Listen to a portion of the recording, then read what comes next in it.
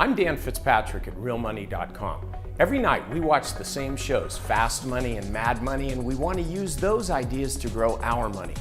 Well, good trading takes more than just writing down the tickers you see on TV every night and punching the buy button the next morning. I can help you know when to buy these 3 stocks I saw on TV. Today, let's look at Harmon International, gold, and Cedar Fair. Kramer was talking to the CEO of Harmon last night, and Jim likes this stock. He likes the company, says that the stock's a good buy. I'm looking at this here, and just a couple things. First of all, from a technical perspective, this is not a trending stock, okay, period. So however great the company may be, and I'm not saying that's a good thing or a bad thing, however great the company may be, though, this is not a trending stock.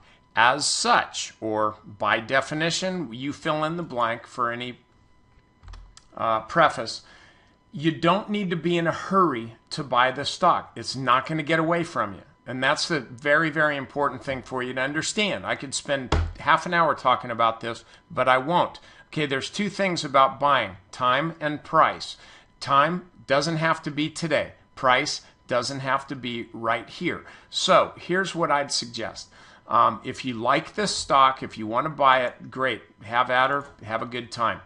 Here's your upside right here at about 44 bucks. Downside, you could say 50-day moving average.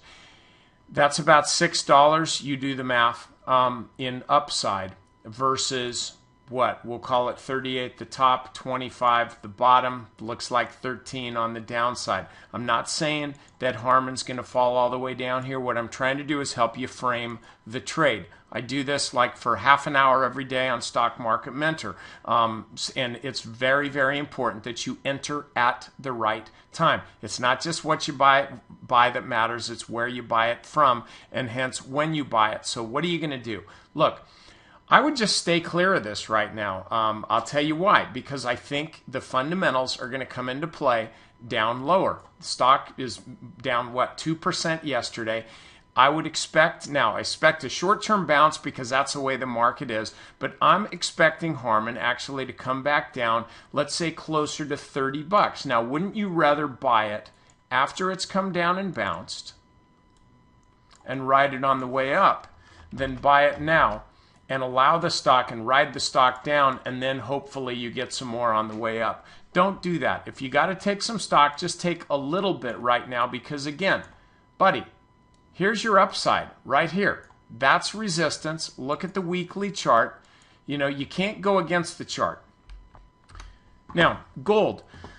Kramer, I thought, had some real thoughtful comments about gold last night. He's bullish on gold basically because he thinks the market's wrong. So what's the market saying? Well, because of all the stupid expletive deleted going on around the world with the central banks trying to save all their buddies and not let any of these banks fail, Kramer thinks ultimately they're going to fail at that, going to have to write down a lot of debt. That means deflation, not inflation. Therefore, that's why gold is coming down. Okay, fine, great. Come on down, baby. I'm not big on the ETF here. I like to own the physical stuff, but we can track it here on the GLD. This is a really bearish chart. There's resistance right there. There's support. And yes, you heard me right. It's a bearish chart. This was a parabolic move here. Came down to the top of the channel. Now it's at a lower high, back to test the top of the channel. My bet is, actually my hope, is that gold falls back to the bottom of the channel, tests that, and then ultimately falls even lower. That's really my expectation for gold here on this weekly chart. And why do I like that? Because I'm a believer in gold. I think it's stupid to only consider gold as a hedge for inflation. Certainly it's a hedge for inflation, but there's a lot more to it than that. And if you think gold is in a bubble, great. It's been in a bubble for a long, long time. I like to ride the bubble. I'm just waiting for a better entry to add to my position in gold, which, by the way, is a long-term position. I'm a buy and hold guy here. I'm like Warren Buffett, only with heavy yellow metal. So take advantage of the weakness and get long. Now, lastly, we're looking at Cedar Fair. Kramer talked to the CEO. Another stock to own. It's an amusement park company, right? Again, though, weekly chart. Here's the, I'm just not going against Jimbo here. He's got the eye for the fundamentals, but on a technical standpoint, I'm not sensing an impending breakout here. This has had a heck of a move, for a low beta stock, up to test this resistance here and here.